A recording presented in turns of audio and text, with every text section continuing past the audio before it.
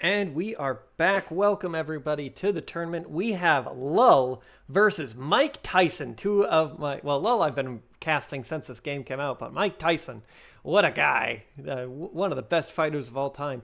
We have Giant Specialist. Oh wow, look at Lull's cool portrait.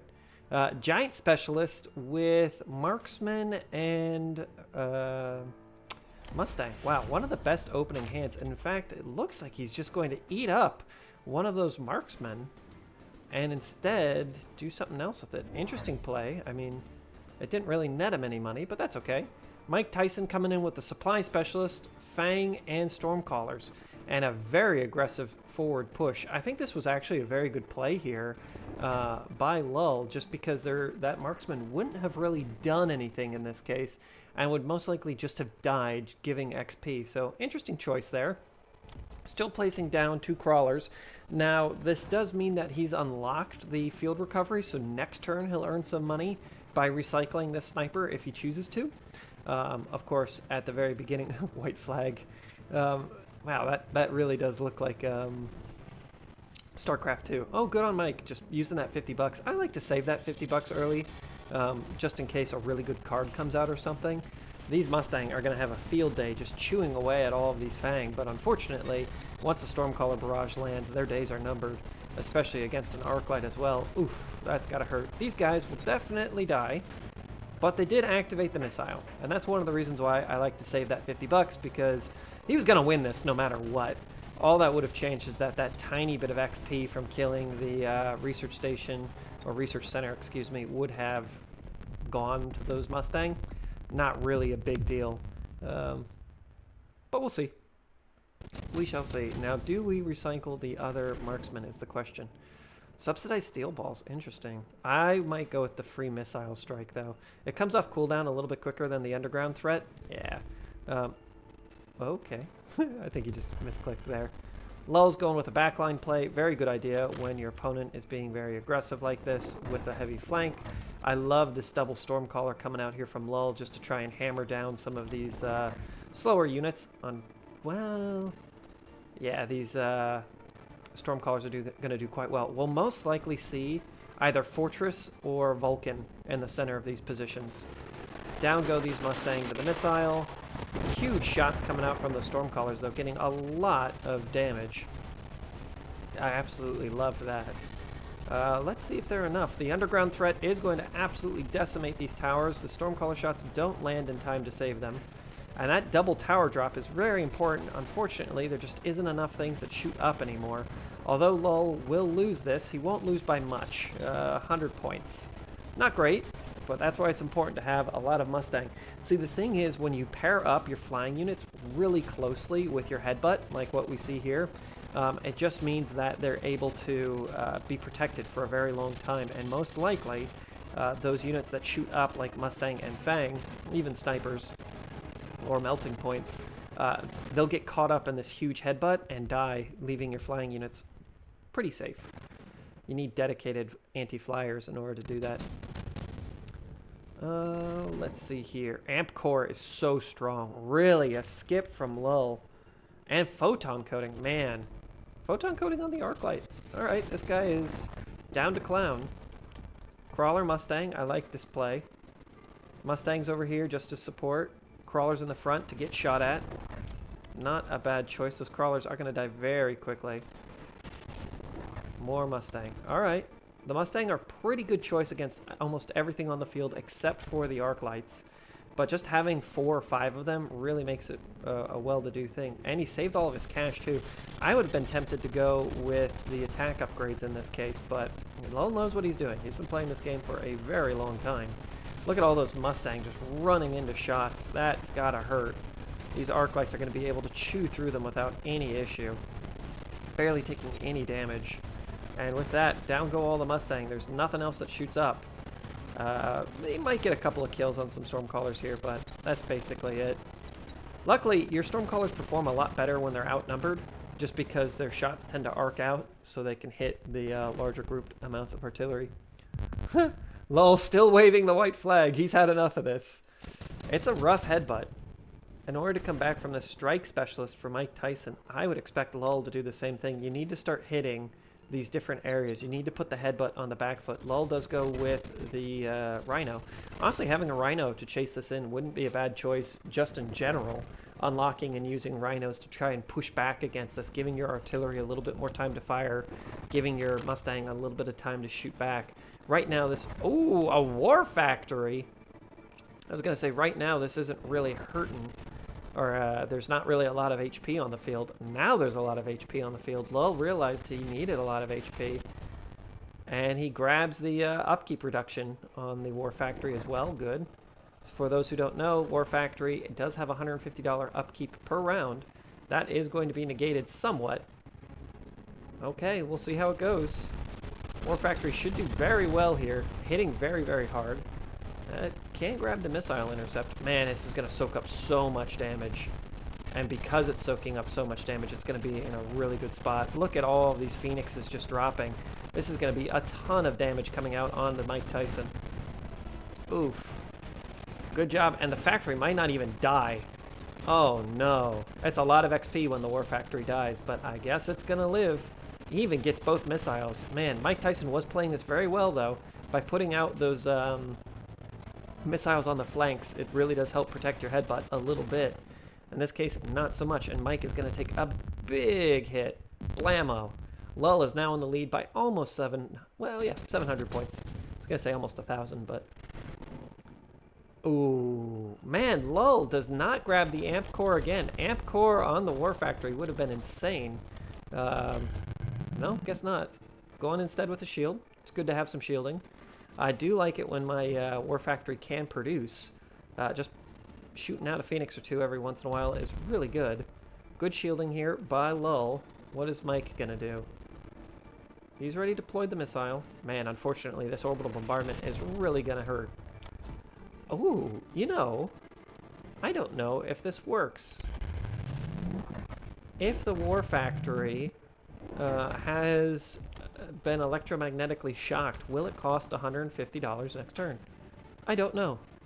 That would be really odd. Man, these things are really just gonna... All of these Stormcallers are just gonna shoot the hell out of these poor little Fang. You know what's really fun is if you give your Fang shields, they last for that 1 extra second, so all of these units are gonna shoot at this one front line of Fang. If they had shields, they may have survived that for a second, but getting that extra 2 seconds of survival is very important. Here comes some crawlers in the back line.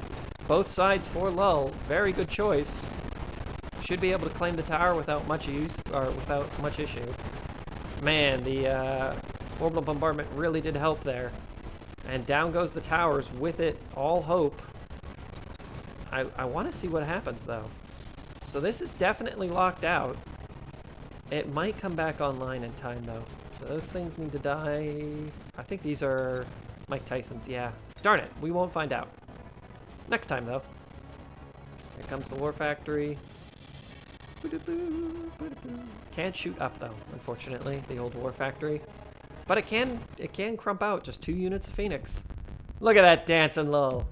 Just having the best time with his Fang. Good for him. Okay, well, this headbutt has suddenly become very dangerous, as it's a real rough choice on whether or not to spread out now. Now that Lull is actually winning on this side, he's got a lot of chances to just keep pummeling down on other flanks. He can keep sending units to each flank as Mike Tyson has to continue to try and deal with this War Factory. Finally, a melting point comes out. That will help a lot. In fact, this should clear away all the Fang. This is why it's very important to have those shields on your Fangs.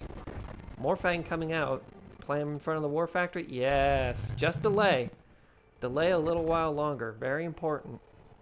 Nothing is coming in here to stop these crawlers. Mike Tyson is kind of giving them the field. We'll see how it goes. Mike does have a good amount of Phoenix on the field now as well. Lots of single point damage. We'll see if these crawlers are enough. This arc light in the background should be... Yeah, he's going to play another arc light here on the left. And that should shut down these crawlers as well. Okay. It'll be a little bit of chaos at first, but shouldn't be too bad. Not a whole lot of unit upgrades for either player. Going more for mass over elitism or technology. Oh no, unfortunately both these missiles will pop without getting a whole lot of usage out of them. I think they'll both pop on these spawned in crawlers, which these guys kind of spawn in waves, so it might not even get all of them. Ooh, good placement on this other missile though. Should at least get rid of that unit of Fang. Yeah, that's pretty good. Yeah, the missile doesn't even kill all the crawlers. That's why the underground threat's so good, because it just allows you to come in at a lot of different spots. But man, that war factory fell quickly. Melting point was definitely the answer. Melting points are great answers to giant units. Still have a lot of Mustang, but I truly don't think that this is going to go very well. If those Fang had shields, they may have lasted for an extra second, but I don't think that second would have been enough in any case. And now it's a couple of upgraded units versus some unupgraded Stormcallers. It should be that. A lot of damage coming back out on Lull. Let's see if Mike can swing for a haymaker here at the end. Both players in the danger zone. Do we recycle the war factory? Nano repair kit versus enhancement module. What are we enhancing? We enhanced and recycled something. For another war factory. Oh my god. And there's the shield on the Fang. These Fang are going to last a lot longer now. Double melting point should help. Double war factory. Oh my word.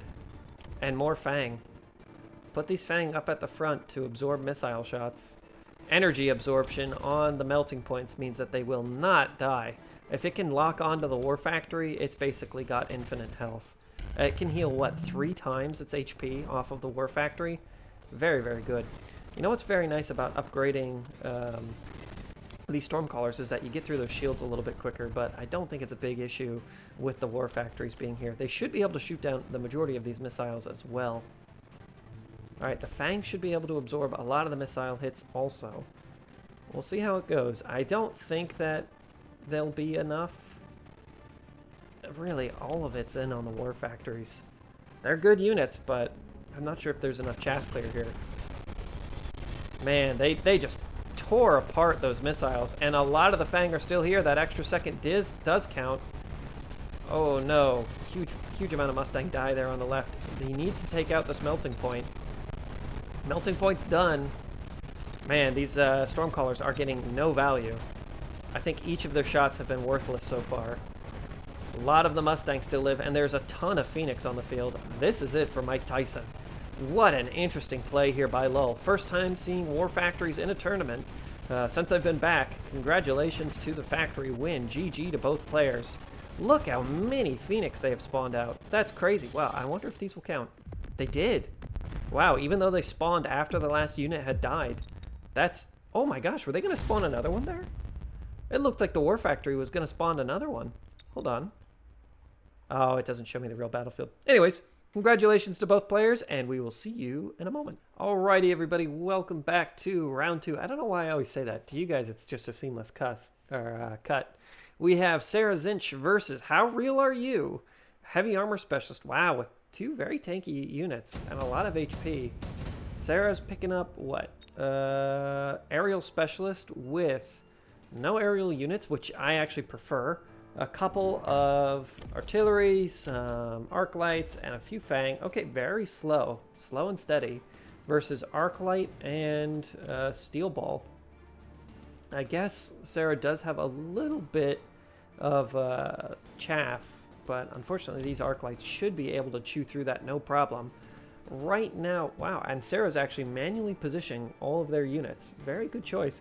Man, I think that this effect is really cool. Sarah was actually the mini group advanced champion #1, or at least #4, excuse me. Yeah, they've got #4. It's really awkward for me to read those. I don't know why. A couple of snipers coming out here for howrealru. I really like this portrait, but I've never cast this player before. Sarah, I've cast and played against on numerous occasions. I think that they are a very good player. I really like these Fang being on the outside, because Fang actually deal a lot of damage to steel balls. All of the steel balls tend to target down one Fang, which gives the other, I don't know, like 20-ish Fang the time that they need to actually deal some damage back to the steel balls. If the steel balls stand still long enough, they can even get hit by these Stormcaller shots. Wow, that's a lot of damage. This arc light is going to go down to the sniper shots, but A couple units of Stormcallers could turn this around. The Steel Ball here is going to be able to absorb a lot of those shots, though. And it is not going to go the way of Sara early. But both players have a pretty strong setup. Sometimes when I'm looking at unit compositions and one player just goes exceedingly heavily into crawlers, I might even let them continue to play a lot of crawlers just so that way, like round 5 or 6, I can say, okay, pop down my Vulcan, and suddenly it's a devastating win, and you win the entire game. How real are you? Goes with Assault Fang. He does have a few Fang. Phoenix coming down here for Sara. Phoenix somewhat countered by the snipers, but not really. Really, the Fang are more dangerous to the Phoenix at this point. But, hey, who am I to judge? These Phoenix should have a little bit more range now. 130 to what? Come on, let me click. Sometimes the game gets a little buggy. To 140. Okay, not bad at all. A lot more arc lights. I think that's a wise decision here by How Real Are You. I think that will help a little bit, as well as having just one more sniper. Oh, it's going to be tough. It's going to be really tough. The Assault Fang is important here for How Real Are You. That way they can dodge under some of these Stormcaller shots. You can see them really just trucking along there. There's the first missile. Wow! A very good missile. These Phoenix should be able to get quite a few hits in, though. And just absolutely able to devastate these steel balls before they're able to make contact. Assault Fang easily able to dodge under most of those Stormcaller shots, but not quite all of them. And it looks like it's going to come down to whether or not these snipers shoot Phoenix. Right now, it's not looking good for the snipers. Oh, they need to kill... Nope, that's it. How Real Are You does take significant damage, but not really too bad. Game's basically even. Again, if you only lose 200 or 300 HP in the early game, that's exactly what you want. I like this orange card. Increases Arclight HP by 180%. Very strong. Shield drop here. I love the shield drop. 3 Arclights popping down. Should be more than enough to take care of a lot of these Fang. Man, and these guys are going to be shooting from downtown.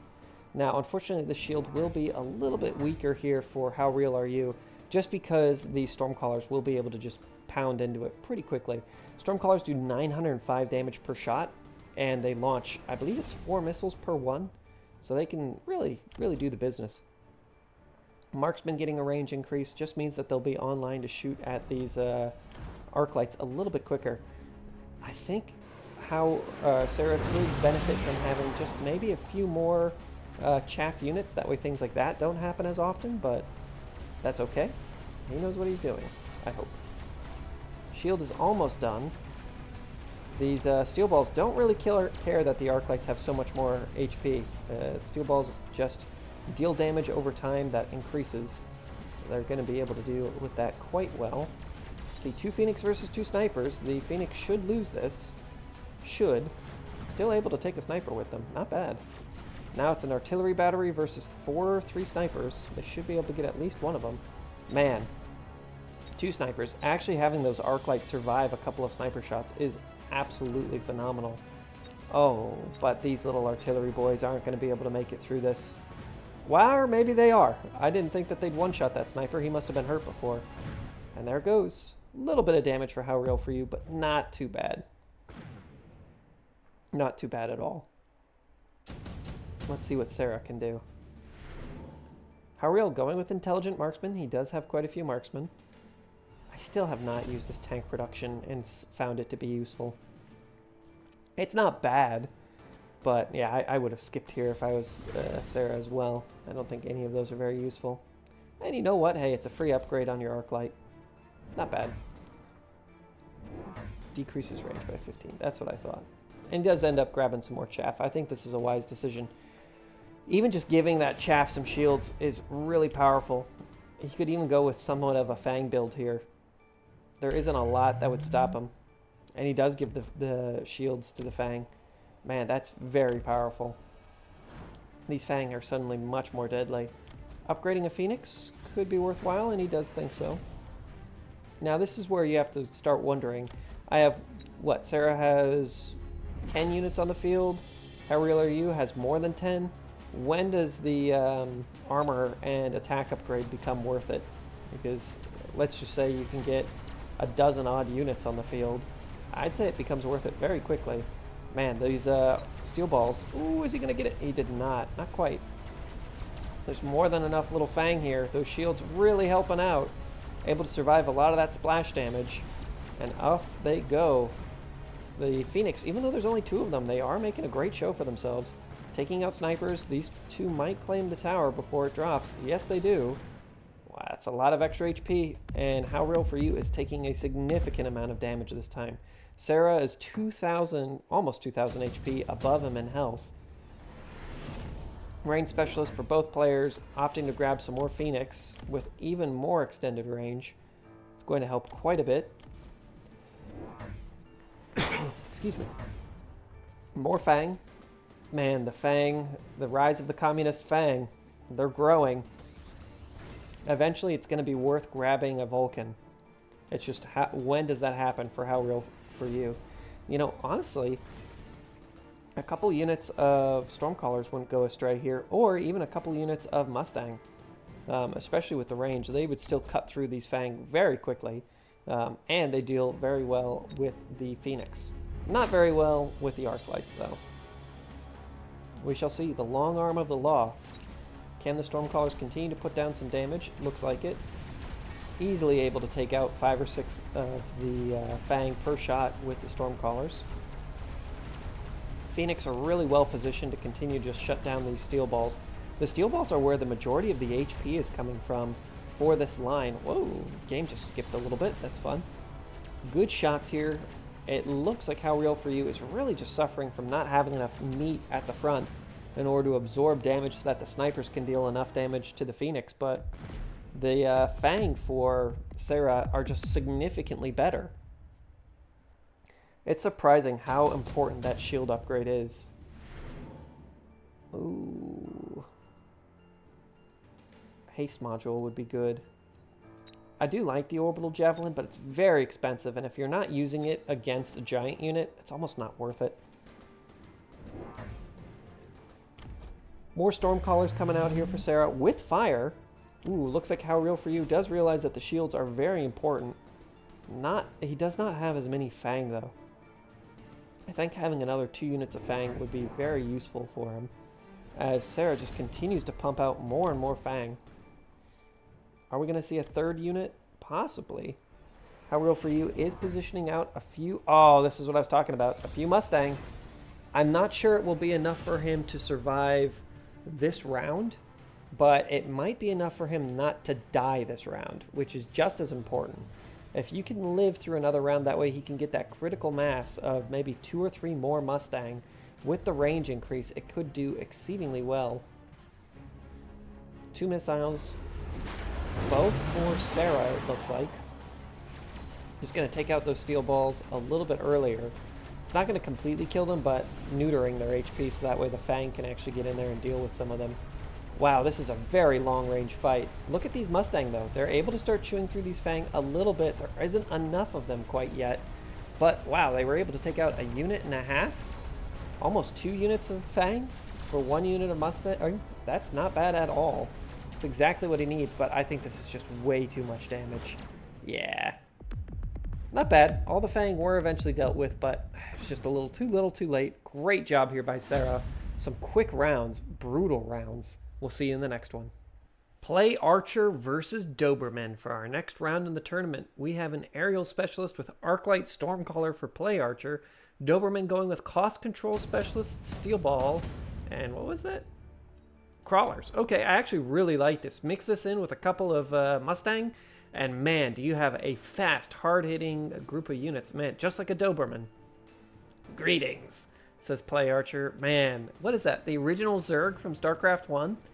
It's what I think it is. My eyes are getting a little older. I turned 30 this year. Dear God. about to die. I don't know why I wanted to swear there. Doberman has a good set of units here. I wouldn't be surprised if he just went in on either some snipers and or some Mustang. Having that Mustang unlocked early means you can play one out now. Yes, it does hurt you a little bit. Maybe unlock them, then go with 2 units of Fang crawlers, or maybe even a steel ball. I'm not sure, but I do like having those Mustang unlocked from turn 1. Yes, and so does Doberman. It shows your hand a little bit, but man, do steel balls and Mustang just work really well together. And they come. Now, those steel balls should be quick enough to dodge under all of those Stormcaller shots. Not only that, they also should get close enough to the Stormcallers to which they won't shoot back if the steel balls do aggro on them. Man, and these Mustang are doing a great job. Up to 15 kills already, just able to clean away all of these crawlers. Of course, this right flank is very much going to go in the way of Play Archer, but it doesn't really matter in this case. The reason I say that is, as long as these key units survive, that's really all that matters. And it looks like some of them might. Man, the steel ball's got to rack up some kills quickly. And there goes the rack up on damage. I don't know why I said kills, but yes, if it got more kills, that'd be great. As long as it can shoot underneath all of these, it should be good. Mustang are just far enough back. That's how we say far in Florida, by the way. Far enough back. Alright, Doberman takes a hit there, but that's kind of what we expected. He didn't play out 2 units this round. Now, Play Archer really only has to worry about one flank. Goes instantly with a Rhino Assault. Doberman, man, those elite hackers are really fun. I do love a good elite hacker play. It would not be good unless somehow he sniffed it out. But no, I don't think so. Play Archer does the usual response in grabbing a couple of Phoenix. Phoenix are here to take out the steel balls and a missile. Very good play here. Very standard play by Play Archer, but exactly what needs to be done. Looks like Doberman also went with the Rhino. The Rhino shouldn't really do much, if I'm honest with you. It will delay all of those crawlers. Unfortunately, these crawlers are basically here to die. They won't be able to take out that Rhino. Maybe with the extra cash, if he wanted to, he could unlock and start playing some steel balls in the background. That would work out very well. No, it is just going to be another unit of crawlers. Maybe on the flanks. The flanks are pseudo open right now. No, I think they're going to go right towards the front here. Not a bad play, because they will absorb that missile shot, which is exactly what he needs. Blammo. Does take a little bit of damage for it, but not too bad. Rhino does get a missile to the face just to slow it down. Not a bad play either. And that damage does matter a little bit. In come the rest. Can these Mustang take out the Phoenix in time? I don't think the answer is yes. Without the range increase on the Mustang, they're not quite as good. And this is why, although Steel Ball and Mustang were popular, again, about 4 months ago now, 3-4 months ago, they really haven't been that popular because players kind of adapted. We know how to take care of it at this point. You know, strangely enough, having a few... Ooh, portable shield here. I would go with the supply specialist if I was Play Archer. No, instead it goes with the enhancement module. Free upgrade on the Stormcallers. Stormcallers deal with this quite well. As I was saying, though, it does help a little bit to have some tanks in this situation as well. Just because the tank splash damage can sometimes reach behind and tackle some of these Mustang. Of course, the tanks don't deal very well with this, but if you happen to have them, they're not the worst thing in the world. Nothing going on here on the right. Oh, wow, those missiles. I thought that there was a missile interception there for a second, but no. They're just shooting at a whole lot of nothing. There's some good shots, though. Wow. Absolutely devastating shots there by those missiles. Able to take out a ton of units in the back line and deal a heck of a lot of damage to those steel balls. Really good play on Play Archer's part by just having those crawlers keep coming in, just holding those units in place. That way the Stormcallers could land more and more shots. Unfortunately, his Stormcallers were a little drunk and didn't deal the damage that I'm sure he would have liked them to, but when they did land those shots, they were just chunking away at units. Deployment specialist here from Play Archer. I do like that. I think that's the proper play. Doberman might be thinking about the Ion Blast, but honestly, I would... Oh, wow, he skipped. All right, Play Archer has the ability to flood the field now, potentially playing up to 4 units at a time. They'd be cheap, but hey, just having them's pretty good.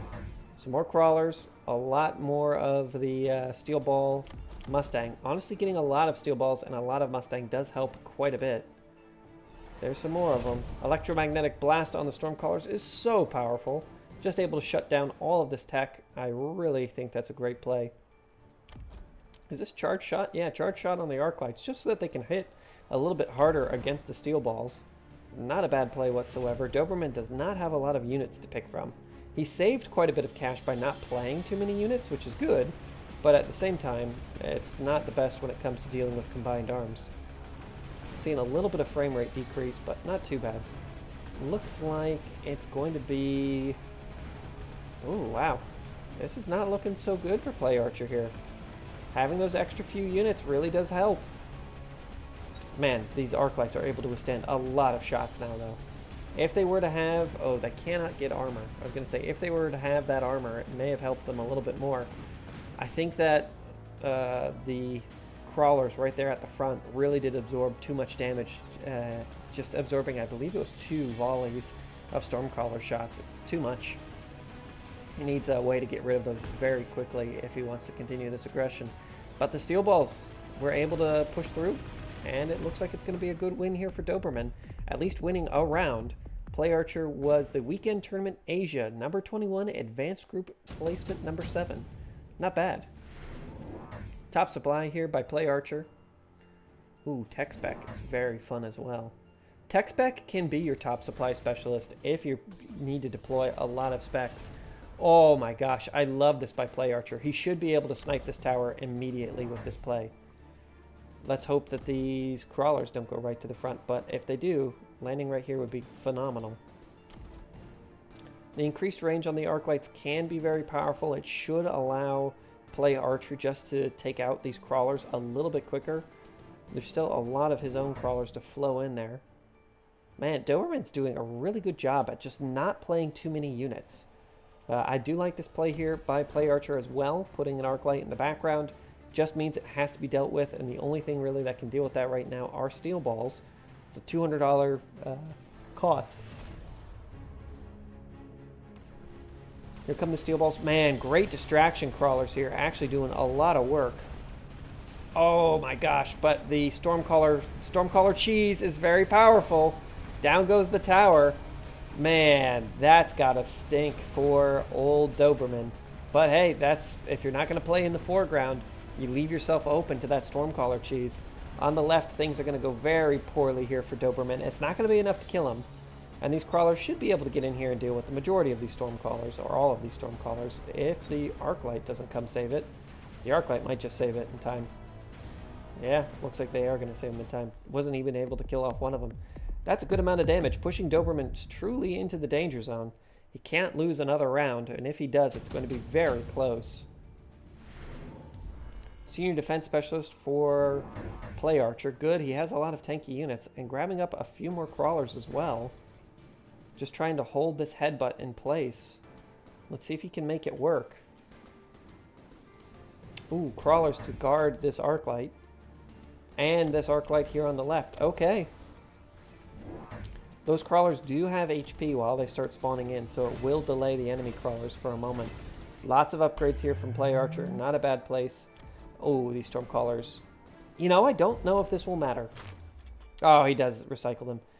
Definitely for the best, but in that instance, the Stormcallers may still have been able to take the tower. Instead, Play Archer grabs some Mustang of his own.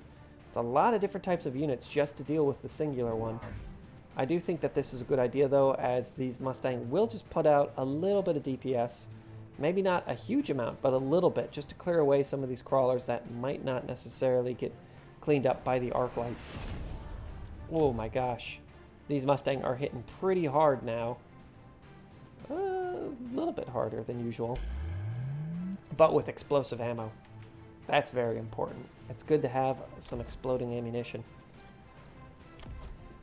Alright, these two arc lights should do very well for themselves. Able to clean up all of these crawlers. Rhino fight in the middle. What the heck happened there? I guess one Rhino fell on the other, which killed it? That's really weird. That really is strange. Doberman, unfortunately, is going to lose because of that for sure. For sure, Queen. That, I've never seen that interaction before. Oh, Man, the Rhino almost got the missile interceptor. That missile interceptor is doing God's work, though, able to shoot down a ton. Unfortunately, with that second tower loss, I mean, he was already going to lose that round, but question is he dead? Pretty close, if not dead. Oh, dead. Well done, Play Archer. Well done.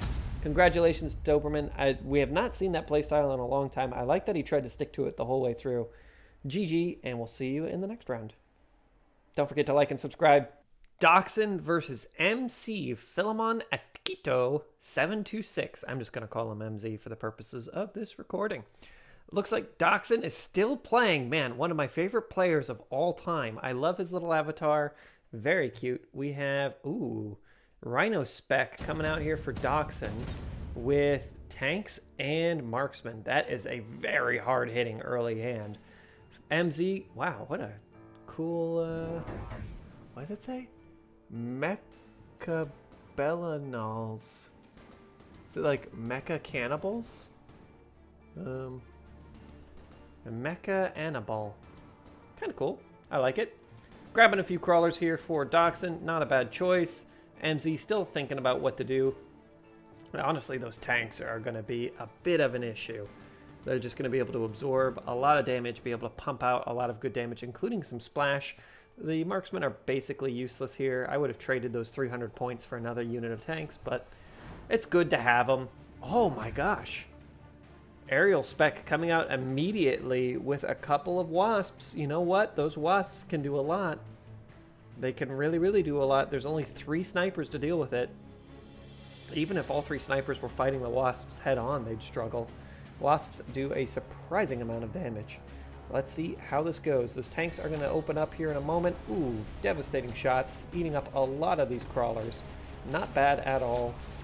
These wasps are really making the difference, though. That's a lot of extra DPS with those Mustang. Man, it is going to be very close. Those tanks are going to be able to absorb a lot of damage for a long time, though. Not that long. Oh, my. It's going to come down to these 2 snipers and what looks like 3 fairly darn healthy tanks versus maybe a dozen or so wasps. Less than a dozen. Looks like there's only 5 or 6 left. Going down to 4 wasps, soon to be 3. I think the snipers have this. It's a little bit of DPS coming out here on the tower. It's not great. Oh my, the frames are suffering a bit here. For whatever reason, the Europe tournament has been dropping a little bit of frames recently, but not too bad. Not too bad. Good shooting here by Doxun. Wow, look at this little sparkly thing. Missile Strike coming out for MZ. Let's see, Doxun? Honestly, getting the subsidized crawlers is quite good as well. You'd be surprised how many crawlers you play out. Sending out an extra 1 or 2 units for 50 bucks is really powerful. But both players opting for the missiles. I do like extra tanks here from Doxun. It's just very powerful. MZ could actually lean into more wasps. In fact, having more wasps would be very good. Of course, wasps are countered very quickly by Mustang, and it looks like MZ doesn't want any wasps, period. Ends up getting rid of them. Could go with a Overlord, though. Having a Mama ship would be very powerful. I don't think that there's enough on the field to deal with a Mama ship, especially given how much aggression is currently flowing out of here. Playing a Mama ship right here to come in, push down these guys real quick, it could work. Also, I like the idea of just going heavily into wasps, getting 3 units of wasps, and then potentially, Vulcan. Vulcan's going to do moderately well here, actually.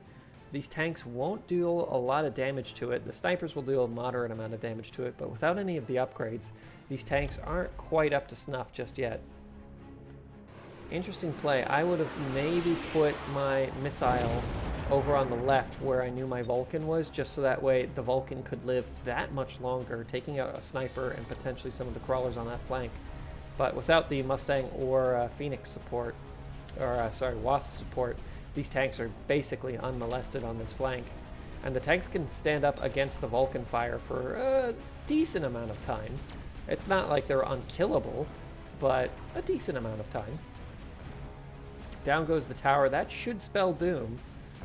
Yes, it does. And this Vulcan dropping will give a lot of XP to whoever kills it. Looks like it was either the tank or the sledgehammer. Hard to tell. The tank or the sledgehammer. The marksman or the sledgehammer, excuse me. Oh, wow. And Doxun does hit his power spike. Shield drop for Doxun. Very powerful against a Vulcan. Smoke could be quite good here for MZ. Or, you know what? If he'd leaned into those wasps, I would have liked to see more wasps. Just play out 3 units of wasps, man. It's surprising how good they are, especially on the flanks. These flanks are unprotected. Those wasps could just soar in here and deal a lot of damage. And then we'd see some Mustang come out. You follow that up. Unfortunately, Mustang just do such a good job, even against something like Phoenix. Oh, basically against any aerial unit. Mustang even perform well against Overlords. So I understand why air isn't really loved that much, but you are an aerial specialist, so hey, at least these Phoenix should do well enough against the tanks.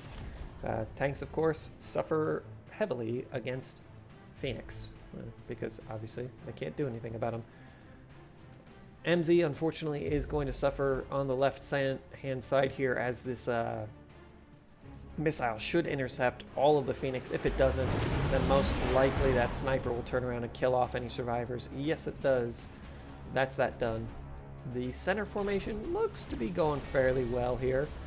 A good amount of fire. Man, those Mustang are really paying for themselves, though. Able to just clear off a ton of those crawlers. Unfortunately, the missile turret did go off there on only what looked to be 1 or 2 crawlers. Definitely not worthwhile. Man, Fistobot does a great job fisting down that Vulcan. Rhinos are a great answer to Vulcan, and Doxun is really showing how well he's doing. Weekend tournament number 20, North America's champion. Is that what it said? Enhancement module here for Doxun. What does he have to enhance? Tanks? Yeah, might as well. Smoke bomb coming out here for MZ. Okay, right across the top. Not a bad idea. I would recommend that these tanks receive an upgrade just to keep them in the game a little bit longer. Wow, double fortress. Now, we've seen these fortresses really take off in the last couple of tournaments. Oh, and you know what fortresses deal very well with? It's tanks. Fortresses don't really deal very well with Phoenix, though, and I think that Doxun, if Doxun knew about this, might think about playing out a couple of Phoenix.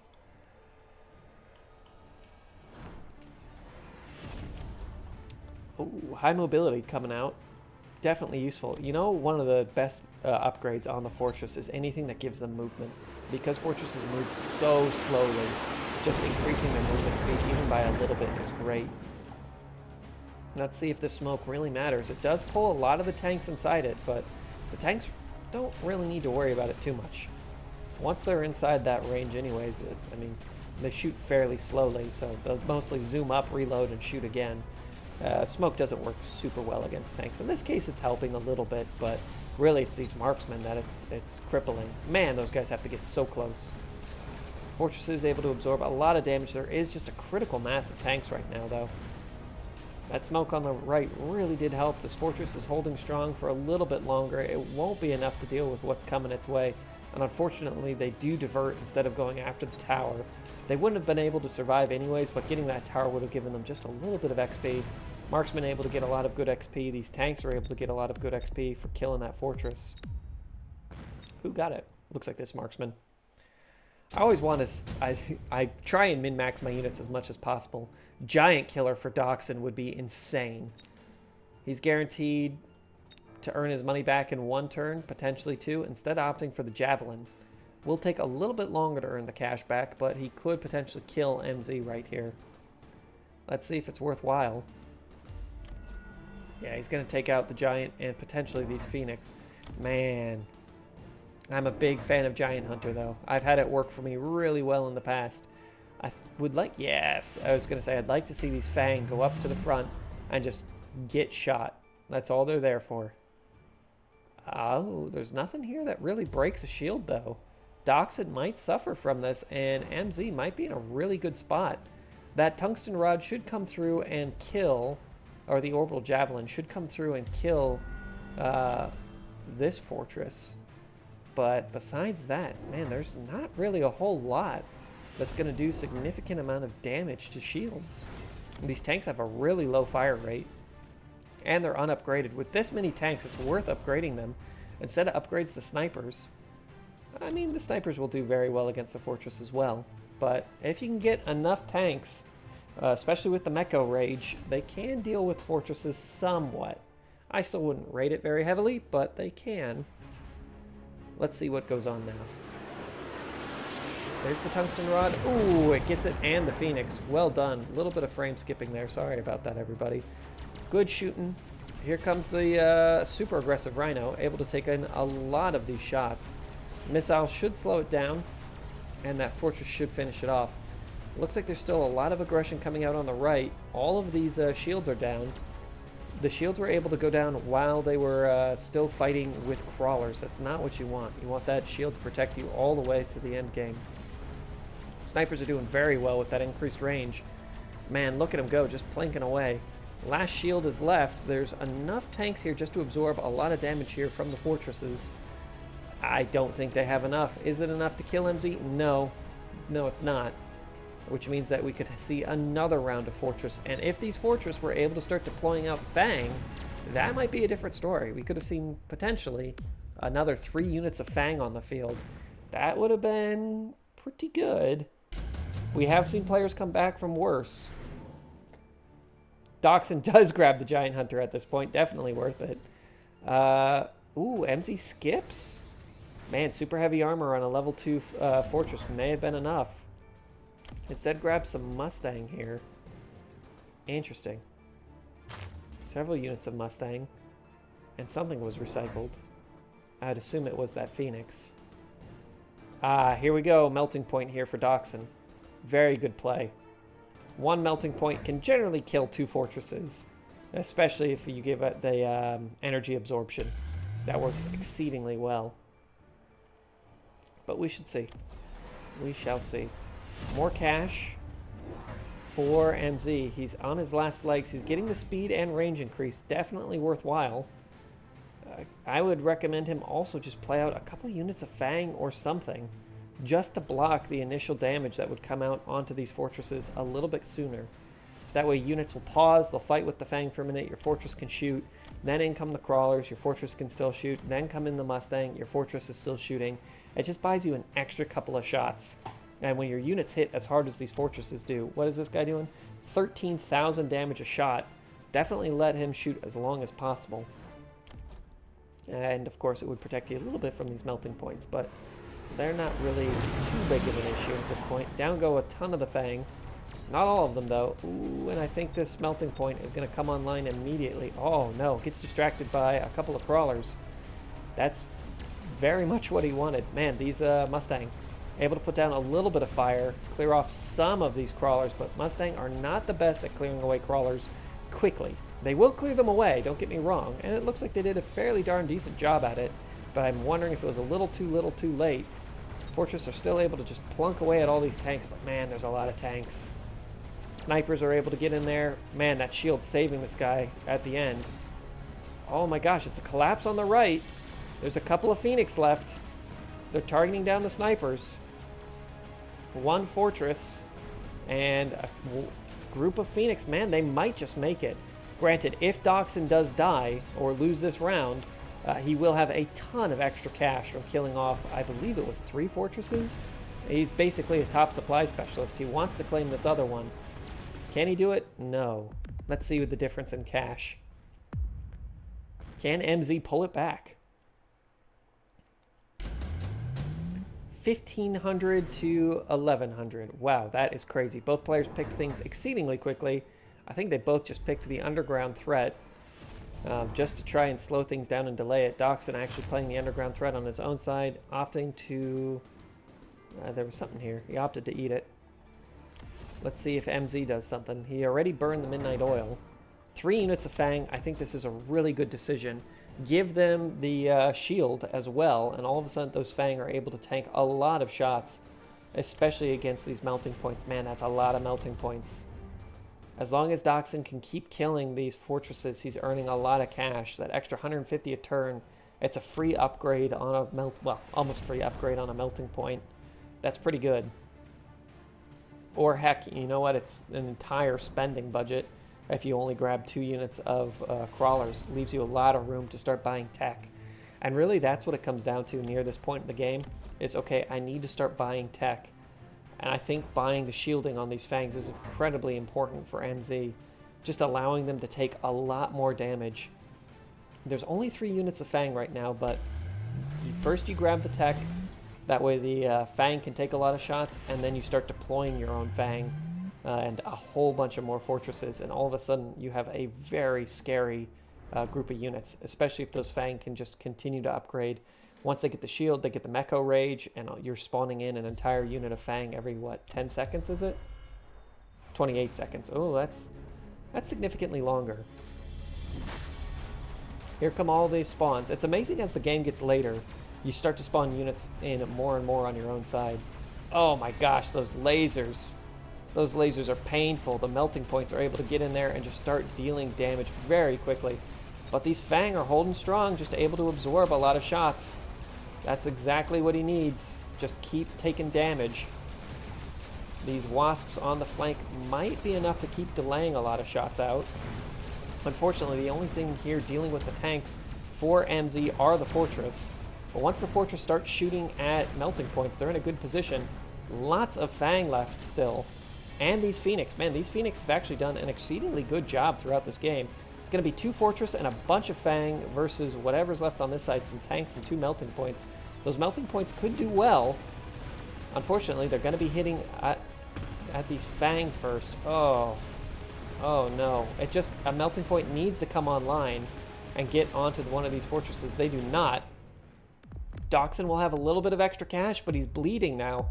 MZ is making quite the comeback. Doxun's in the danger zone. Can he pull this back? Oh my word.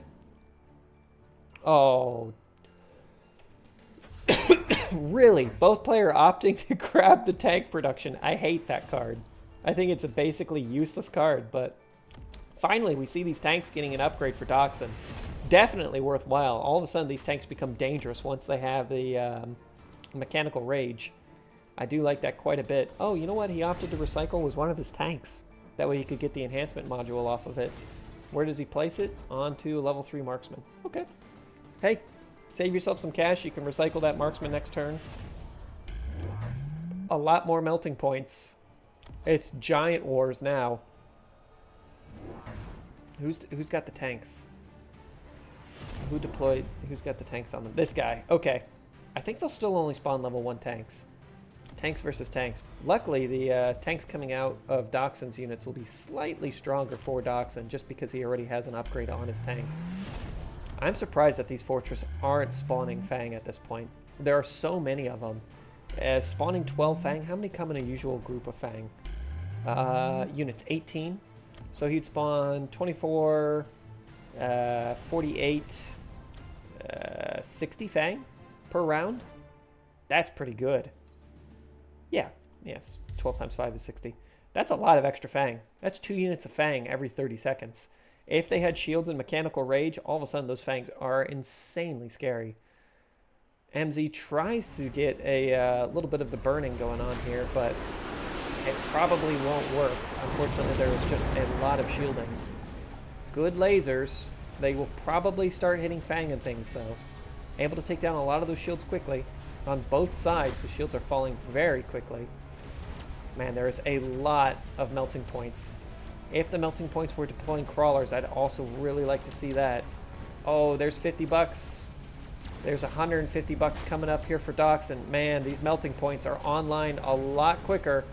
The mechanical rage of the tanks means that they're just shooting very, very fast. Man, and this melting point has spawned out a lot of tanks. I wanted to see if they spawned... No, it looks like they spawned out level 1. That's a lot of damage.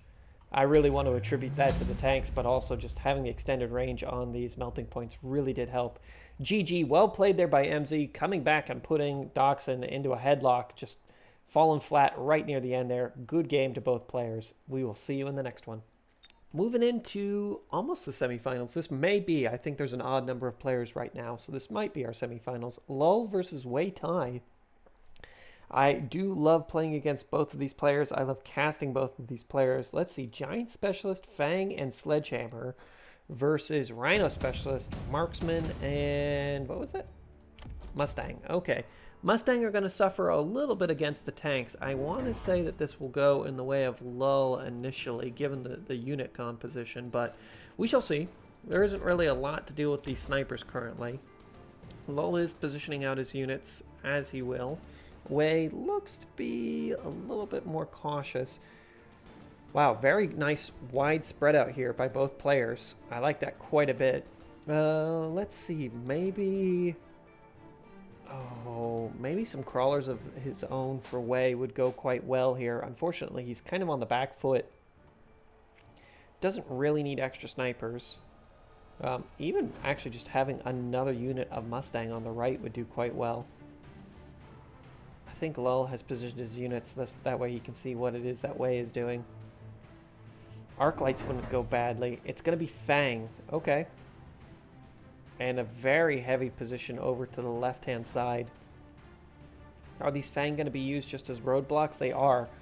There isn't really anything fast here for Lil besides the crawlers, so at least this tower will take a moment to fall. I guess Wei is just willing to give the tower at this point in the game. He might put something else here, like even just a unit of Mustang would do quite well there. Able to clean up several units, but we'll see. The Mustang should be able to come in here and clean up all of these Fang without much of an issue. They will get absolutely destroyed by the tanks, but once those are all gone, the marksman can start shooting at tanks.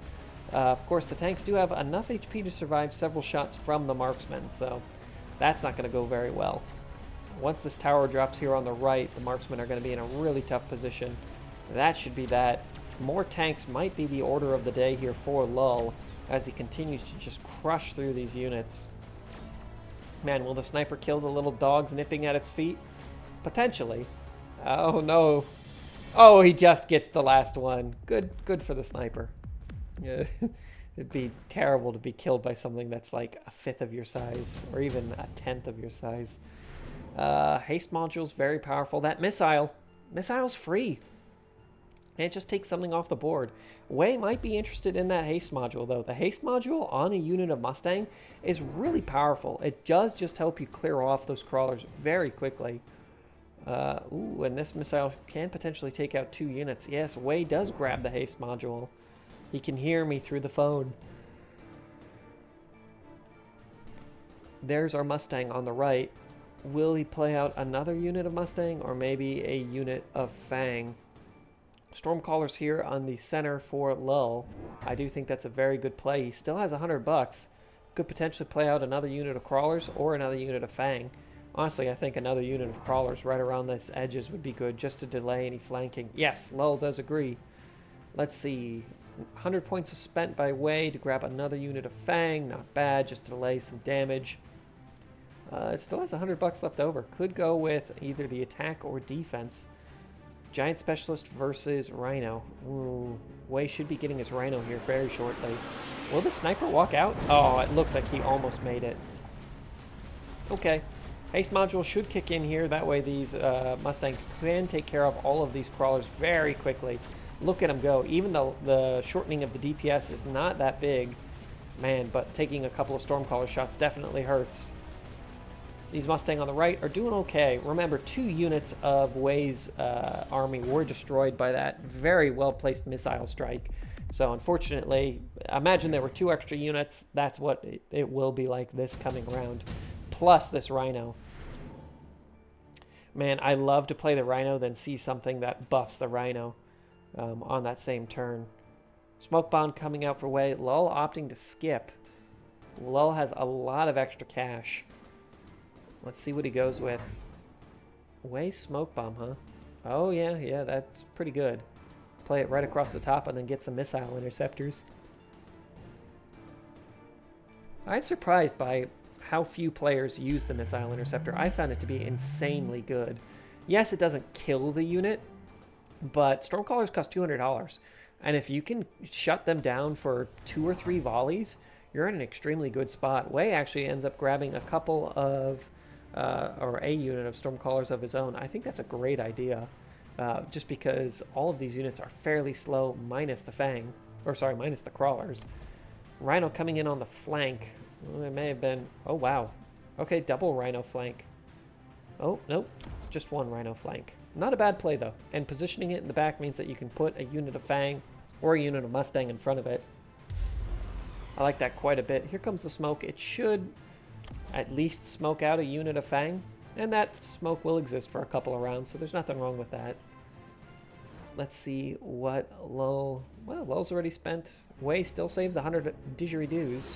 Man, that missile's basically useless. Lands and does nothing. There's the smoke at the top.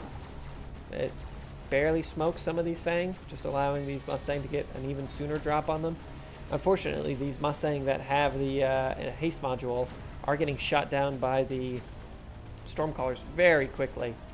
Stormcallers on the left and the right are doing a very good job for both players. Man, a missile interceptor, whoever buys one first is going to be in a much better position. Oh, this Rhino in the back line did a great job actually taking out the tower. It took a while to spawn in, but now that it's here, it's dealing some damage. It should be able to just march through and clean up all of these units in the back line. If it's... No, it's too slow to catch up to the Stormcaller. Oh, that's unfortunate. And these guys are probably going to die to a bunch of crawlers. If it kills the tank, that'd be very good for this Rhino. It did. The Stormcaller shots are landing, though. Oof, and down it goes. If it had just marched to the left, it probably would have killed all of those Stormcallers. But unfortunately, got a little delayed there. Lull still undefeated till round 4. It's pretty good. Ooh, super heavy armor is so strong. The photon coating is strong as well, but super heavy armor on this bad boy, and then you give them all the photon coating, that's pretty scary. Lull goes with the fire. Still needs something to take care of all of these crawlers. Oh, that's a great placement for the fire. Lull opts for a melting point, probably just on this flank here to shut down this guy. Yep. This Rhino is basically dead. There's really nothing that can deal with that. Wei might actually recycle the Rhino. If I was him, I'd consider it. What are we doing? More Stormcallers? Not a bad idea. Lull still has 200 bucks, 250 bucks. He could grab another unit of Stormcallers himself. 2 units of Stormcallers for Wei. This actually deals quite well with the melting point. Melting points are pretty darn slow, and they are very large, so Stormcallers do hurt quite a bit. More Rhinos. Oh no, this fire is going to be devastating. It's going to take out this entire thing. Wei might actually just die here. That would be unfortunate. That would be very, very unfortunate. But Lull is playing this exceedingly well. No upgrades on the tanks yet, but without the whirlwind, or the whirly-durly as I like to call it, these Rhinos will take forever to kill everything here. More shielding. Kind of like a castling effect. Alright, so this guy's dead. This melting point should go after the next Rhino and kill it as well. This guy's super dead. Man, that fire is just devastating. 2 Stormcallers survive the flames. That's not what you want. Of course, all of these units will die in the flames as well, but man, that was really, really good. In fact, if these Stormcallers can die fast enough, these crawlers won't have to perish in the flames of their own ambition. It looks like they will all die, though. Stormcaller's doing okay, getting some good shots in. A few of these units cooking off in the flames, but nothing to really cry home about. And that should be that. Down goes the tower for a little bit of extra XP. Tanks shouldn't die. No, they don't. Oh my gosh, Wei is in a tough spot. Mass Overlord transition could be good. Of course, not great against that melting point, but Senior Manufacturing Specialist for Wei. He doesn't have any giants. What's he going to pick up? Maybe a Vulcan? Wei, unfortunately, has just been suffering over and over. Oh, wow. Really? The War Factory, huh? War Factory should do very well against Rhinos. But honestly, it's not the best thing against Rhinos. And the protection of this crawler might be enough.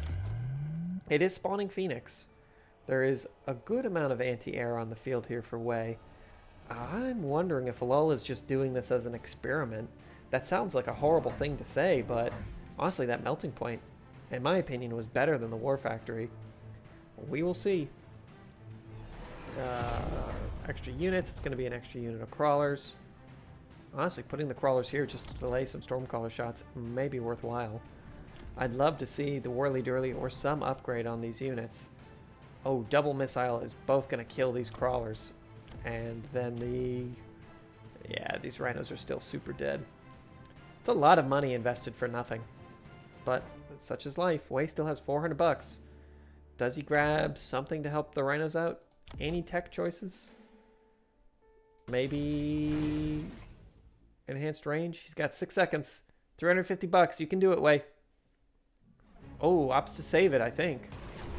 That's rough. Alright, out comes the War Factory. There is not a lot of single point damage here. Man. And it just devastates that rhino.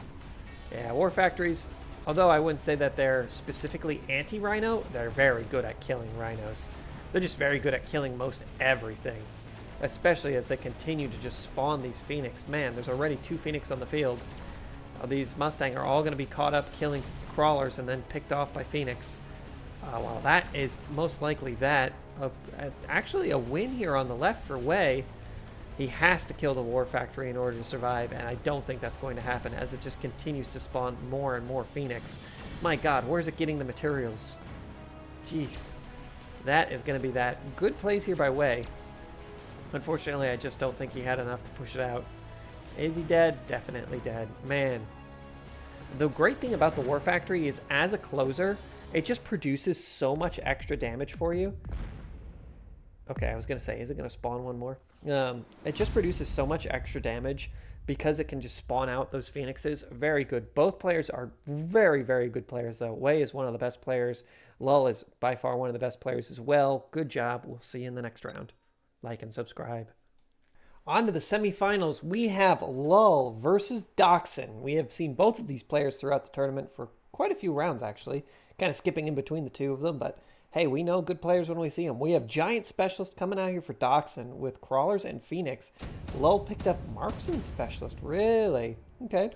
With some Arc Lights and Stormcallers. Very good options for both players.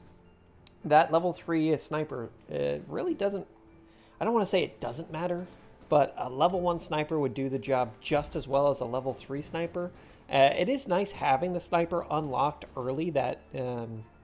although it doesn't cost anything to unlock it, it does cost your slot for the round. You can only unlock 1 new unit per round. It'd be really cool if there was a specialist that allowed you to unlock multiple. So let's say it costs $50 to unlock 1 unit. The next time that's doubled. So if you're willing to pay 100 or 50 plus, I don't know, 100 for the next one, or just double the cost of unlocking the second unit, that could work from a balancing issue, at least in my mind. It wouldn't be the strongest, but if you needed to unlock multiple types of units very quickly, that would be cool. Or maybe just being able to unlock 2 units at once would be strong enough. We'll see. Doxun ended up picking up what looks to be a couple of Arc Lights. Not a bad choice as there's, well, I'm assuming there's going to be some Crawlers coming out here. That would be the more standard choice. Lull might actually just opt to go with some more Marksmen. It wouldn't be terrible. No, it's going to be Fang. Okay. Just having some small chaff unit is very good. Something to get shot, something to die. There's nothing wrong with that, you know? Oh, let's see. Both players taking a moment to think about their lives. There we are. And we're good. I think these Arc Lights should die to the Stormcallers. Well, no, the Stormcallers might shoot these Crawlers first. Really does depend. Yeah, it looks like they're going to go after the Crawlers first. Okay. So as long as this Sniper dies, the Phoenix will reign supreme. If the Sniper lives, the Phoenix are dead. That's really what it comes down to this round. And it looks like the Phoenix is going to come online. Will it shoot? It will not. A little bit of a skip there, but in come the rest of these units. Again, it comes down to whether or not these Phoenix can come online against that Sniper early. That Sniper only needs 1 shot to take the tower. It's going to turn and go after these Crawlers. Oh, no. And let's see how much XP that earns these Phoenix. Oh, yep, that's the level. Wow. Now some level 2 Phoenix can be on the field. That's the thing that I hate about the level 3 Marksman, is that it's It's super good early game if you're going against a heavy armor specialist that spawned in with tanks, right? Like, okay, that's pretty darn good. Other than that, though, I mean, it does work well against giant units. You don't really often see very many giant units in the early game, so, you know, that's not something to be overly concerned about. Both players grabbing a few Stormcallers here. Just want to nuke each other down from a distance. I love a good bit of artillery. There's nothing wrong with it. Neither player can do the artillery cheese at this point, so I guess that's a good thing. I don't like creating these boxes, though. It's generally a good idea to spread your units out a little bit. I mean, if you're playing very defensively, it does help because you're able to play a shield generator and cover a lot of your units with it. But if you're in a position where you're creating something like this little box, where a missile or an ion blast or smoke or fire can wipe out the majority of your units, wouldn't it just be better to spread them out a little bit more? That way the fire doesn't hurt them as much. Just different trains of thought. Here comes the first initial missile barrage, devastating those units of Fang. Second barrage comes out, misses a lot of those crawlers. That's why the crawlers are incredibly important, as they're able just to dodge under a lot of this fire. The sniper should come online and take out the arc light fairly quickly. Unfortunately, the sniper might get caught in a Stormcaller barrage if it's unlucky. Oh my gosh, this Stormcaller barrage, if it launches, oh, it looks good. Oh, it almost got the sniper, but it devastated a unit of Fang behind it. On the left, this flank was completely won here by Doxun. Lull is in a kind of a rough position. Oh my. It looks like the end of the times have come for us as a ghost just knocked over a book from halfway across my room. Oh, good stuff. Lull takes a little bit of damage here. Not much by any means. And again, this is a very, very close game. Although Lull's lost 2 rounds in a row, he's taken less than 500 damage, if memory serves, so definitely worthwhile. I do like the Wasps. Both players are going to do very well against the Wasps. There isn't really a lot of anti-air. These Fang will do quite well against them. Wasp on Wasp. I want to see, as these units spawn in, if they just kill themselves. Previously in the tournament, we saw 2 rhinos just shuttle down on each other, and I guess that shuttle causes damage. I've never actually seen it land on units before, but it seemed to just instantly kill one of the rhinos. I'm not sure why it didn't just kill both of them, but that was the case. Man, whoever grabs a missile interceptor first is going to be loving their lives, as it will just take out so much damage. Ooh, and both players do play their Wasps defensively. Not a bad choice. So one of the things that I think about if I'm in the lead is I use my units more defensively. If I'm losing, I tend to use them aggressively. So if that helps a little bit with player psychology, I don't know. But there you go. Wow, there's a lot of Stormcallers out. Just a lot of Stormcallers. And really the only anti-air for either side is Fang, 1 marksman, and 2 groups of Phoenix. Not the best anti-air we've ever seen. Granted, these Fang are out of position, so these Wasps will devastate each other. Wow, surprisingly, these Wasps on the left do considerably better, even though they were not backed up by a unit of Phoenix. Both Phoenix targeting down the sniper? No. Instead shooting out at what appears to be some Fang. There should be enough. Well, it's just a Stormcaller fight at this point. But there's a couple units of Phoenix here to kind of back things up. And that's that. Doxun must win by at least 200 points. It's just down to how many Stormcallers can kill each other before the end. Ouch. Lull takes another little bit of damage, just knocking him down by about 1,000 HP at this point. But if Doxun can just keep chipping away, I mean, eventually he'll win. Oh, I love the redeployment. It's so good. In this case, I'm not sure either player has anything to redeploy, though. Arclight's getting more XP is kind of good, but I'm not sure he'd upgrade his Arclights right now, even if he wanted to. Like, if they were able to upgrade, would he? I personally wouldn't. I wouldn't see much of a reason to. More Stormcallers. Oh my gosh. Is Doxun going to get the redeployment? Redeploying, honestly, just getting some Wasps on these flanks could be devastating. The Fang might be able to chew them up, but I mean, putting a thing of wasps right here that come in and nuke down a unit of stormcallers, maybe die to a unit of fang, maybe not. It's pretty good. That is pretty darn good. Now it looks like both players are just giving into the madness of mass artillery. Man, who's going to play a missile interceptor first? I do like the dance of the crawlers. Very old school. So what's going to happen is these crawlers will dance forward. A lot of shots will land. They'll all miss, hopefully. Crawlers will survive. It will pull the stormcallers forward until they re-aggro or all of the crawlers die. Can work very well. A very interesting setup here with these Phoenix. Can the Phoenix respawn? They do have the...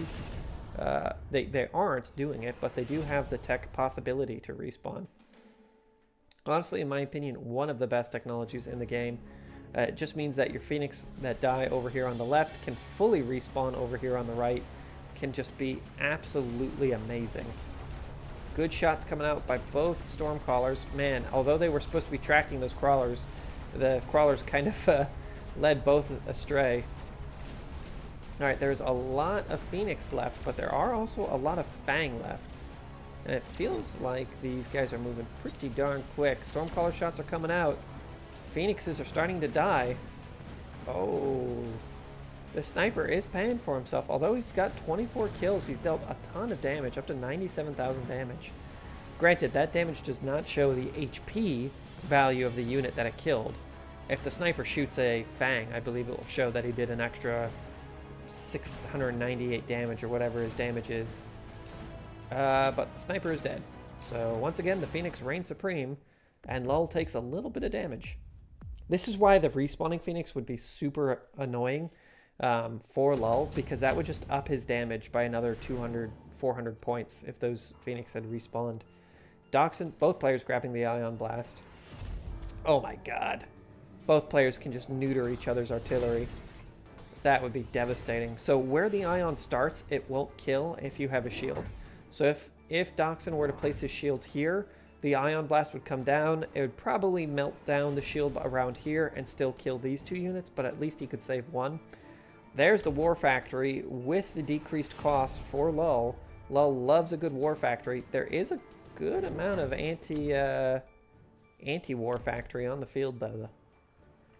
And this thing is not yet spawning Phoenix. Once it starts spawning Phoenix, I mean, it's the end game.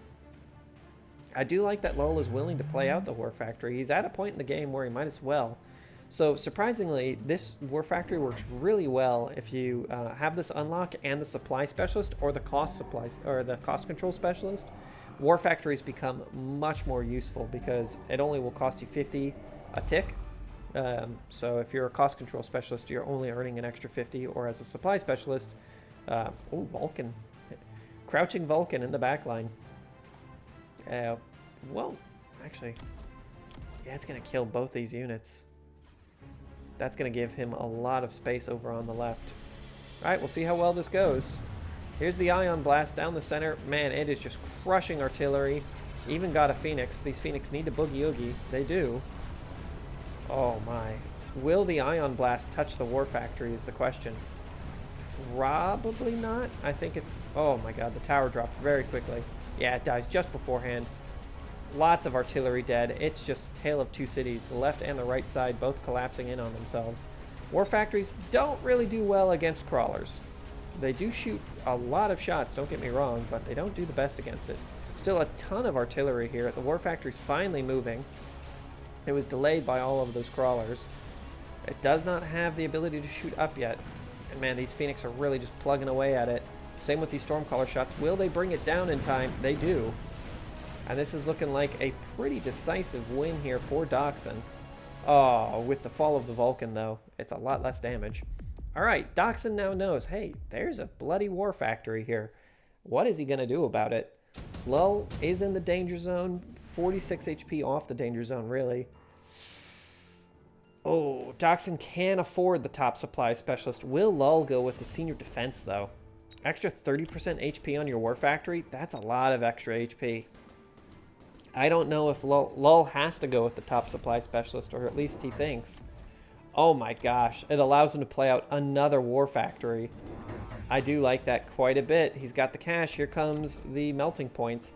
Melting points backed up by... Ooh. And missile interceptor. Oh my gosh. Very powerful. Very, very powerful. This should cut down on a lot of these Stormcaller shots. If you don't know, the War Factory does an exceedingly good job at intercepting missiles. Like, an incredibly good job. With a lot of Fang just to block shots. Okay. I like it quite a bit.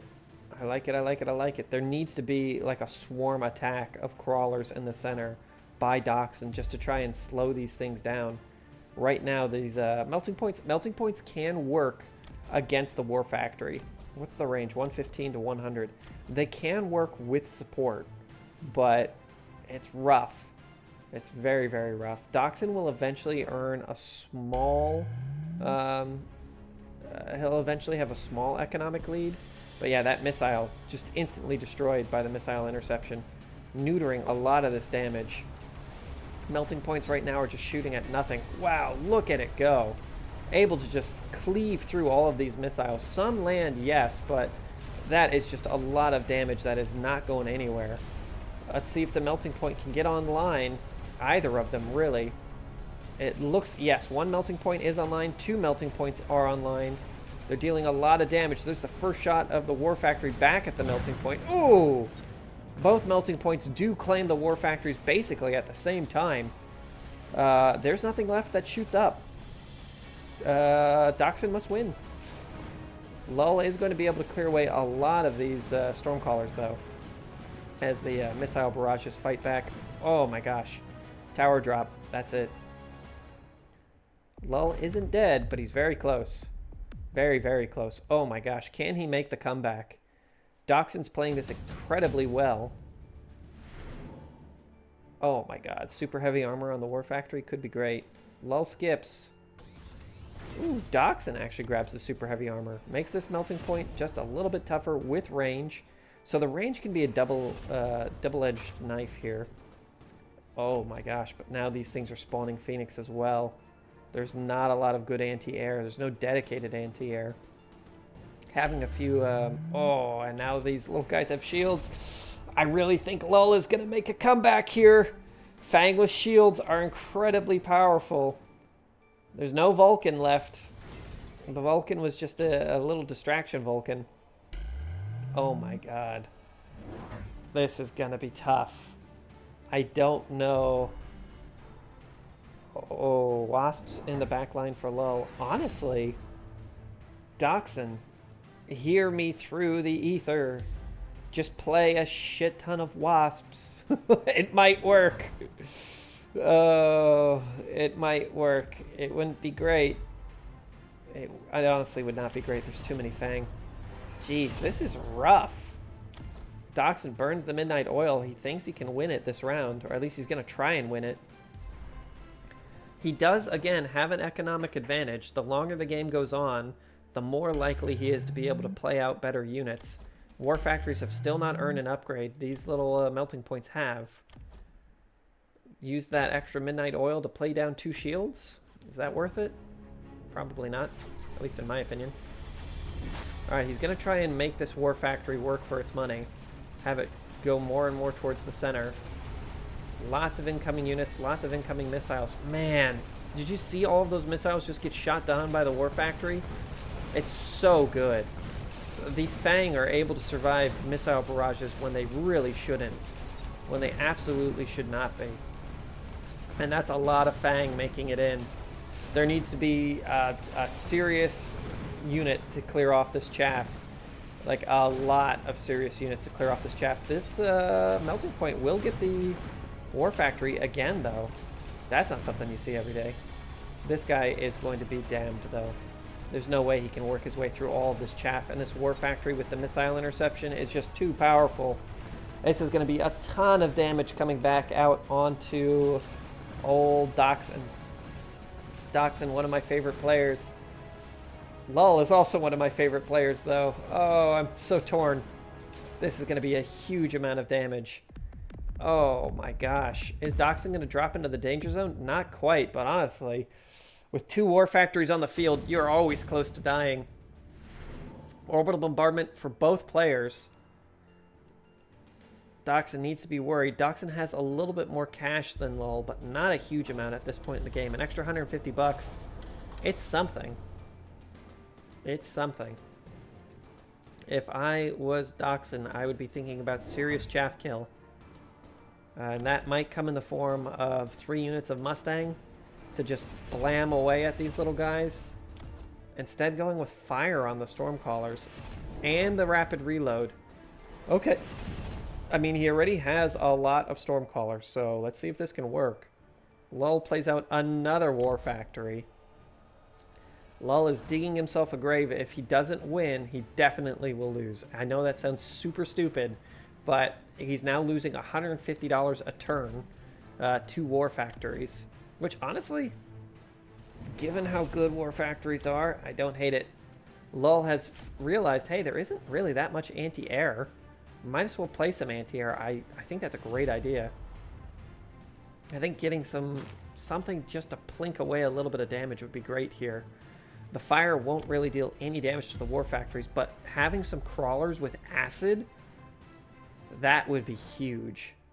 That could absolutely tear these guys apart. Can the crawlers get acid? Oh, they can. Grab the acid explosion on your crawlers. That 3% HP loss is a lot of HP. All right, here comes the big shots. Do any missiles land? Yes, and it's going to burn. That should get rid of all of the crawlers and Fang on this flank. Of course, it will also kill off all of the crawlers and units on this flank. Ton of the Stormcallers die in the center. Down goes one War Factory very quickly.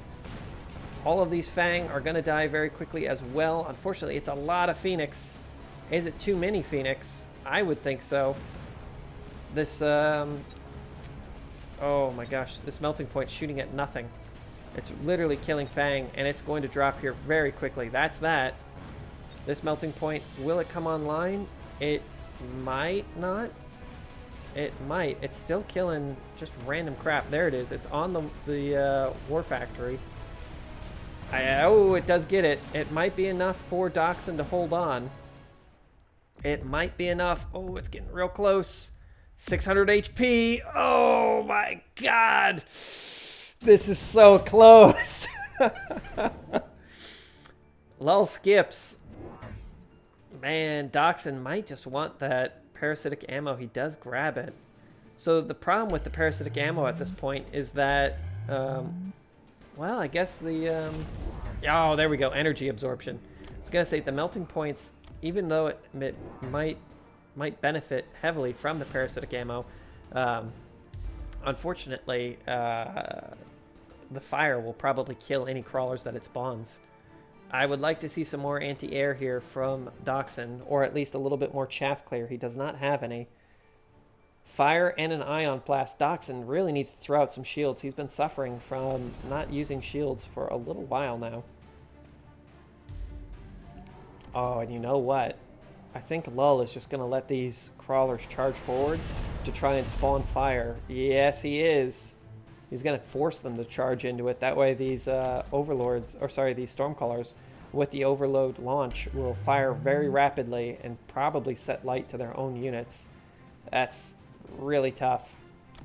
That's really, really tough. This melting point would deal a lot, or could really use a upgrade, but I understand Doxun does not have a lot of cash. Lull still has $100. Man, I think that this is a great play. Going heavily into the Wasps, because there is going to be a ton of Phoenix on the field. Just a ridiculous amount. And there is really not great anti-air on the field. So this, what, an extra 2 units of Phoenix are spawned out immediately? In 10 seconds there'll be 4 units? Man, that's got to be rough. There's the fire. It should kill all of the chaff of Doxun. Really great play there. Also going to deal an insane amount of damage to these units. Clearing off Stormcallers very quickly. Lots of fire. The Ion did an alright job on this left-hand side as well. These Phoenix are able to dodge it for a moment, but man, having a few extra melting points, or a few extra Wasps is very important, as these melting points are shooting at the wrong things again. And that's going to be that. Lull looking like he's going to clean this up with just mass War Factories. I mean, that is so cool. What a way to win. Now, there will still be one more game in this tournament, but man, this is just the rise of the factories, dude. Look at them go. Look how many Phoenix are now on the field. Phoenix are by far one of the best units in the game, at least in mass. They're a little squishy. They don't have the best range in the world, but man, are they pretty darn heavy hitting. And when you can just continually spawn them like this, GG. This is insane. Good job to both players. I'm surprised one hasn't surrendered yet, but hey, it is what it is. I've not seen this many war factories on the field of battle, and well, since they came out. I played a game with my buddy where we just said, all right, how many war factories can we put out? I think we got like 11 before we went into debt. So, GG. We will see you for the finals. Munqst versus Lull for the championship. Man, both of these are some of the best players in the world. Man, we have watched Lull a lot this game, or this tournament, but good for him. If you don't realize, he actively streams. It's mostly in German, and I don't know any German, but hey, if you do, go check out his channel. Cost Control Specialist coming out here for Lull. Arclight Sledgehammer, very good units. Affected kind of heavily by the Cost Control Specialist, but that means he will be able to do his war factories a little bit earlier. Munqst, what was he going to go with here? Giants, okay. I don't know if... I don't know how that would work. I was just thinking in my head, you can unlock any giant whenever you want with the giant specialist, right? So if you unlocked all three within the first 3 rounds, the earliest you could play it is round 2. Then you can play the War Factory round 3. So assuming you didn't have any chaff units, you could have an army of maybe like 6 units. Is that correct? I'll do the math on that later. Let me know what you guys think. Really good placement here. A little bit of a headbutt coming out here for Munqst, but not really that devastating. It can become greater later, but you know, honestly, not that scary. As long as these Fang die, though, that's that. And with 2 units of Phoenix, 2 units of Phoenix should normally lose against a unit of Fang, depending on the engagement angles. But I think this might actually go the way of Munqst. Yeah, these units are going to go after the tower first. So what will probably happen is this tower will drop, then this tower. I don't know. Those Phoenix are really boogieing. It only takes 2 shots from a level 1 Phoenix to drop the tower. They'll probably come online and kill off these units before they even have a chance to turn around. The DPS is really all tied into these Fang, and they're getting picked off left and right. There goes the tower. Ooh, the Fang should still drop in 1 shot to the Phoenix. And there is, of course, an Arclight. Okay, Lull loses by a little bit of HP, but don't count him out. As you've seen, he is a very powerful player. What did Munqst win? Also, go check out Munqst's channel. I haven't watched him on Twitch in a long time, but last time I was there, pretty cool guy. Assault Fang. Does he have any Fang? He literally doesn't have any Fang. Oh, he has quite a few Fang. I was looking at Munqst, I'm sorry. It's kind of weird to shift perspective. I won't do that again, but... Oh my gosh, are we going with a Fang build?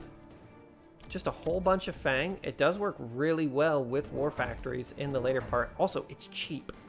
The great thing about going with the Fang build is playing out a lot of units of Fang early is pretty darn cheap. Wow. The deployment module. This could work. I don't think he knows that there's Fang waiting back there for him, but that could have worked. Both players sitting on some cash. Both players end the round with cash in their pockets.